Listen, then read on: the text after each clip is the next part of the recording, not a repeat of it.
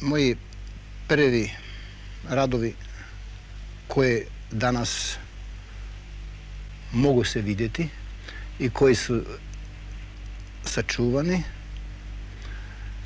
Jasno da su to bile ondašnje teme sa životom vezane i slikal sam ono što sam doživio, što sam vidio.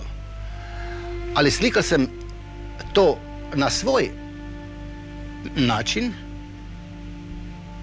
tako da možda ta ovrha baš nije bila tako tamo na lice mjesta, da nisu te ljudi baš bili tu i tam isto stali po terenu.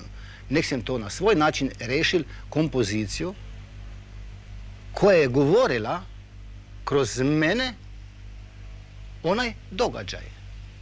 Nikad nisam pomislio da baš moram naslikati onog žandara onakav kakav on je u stvarnosti, nego sam slikao te kompozicije onakve kako je meni trebalo na slici postaviti stvari.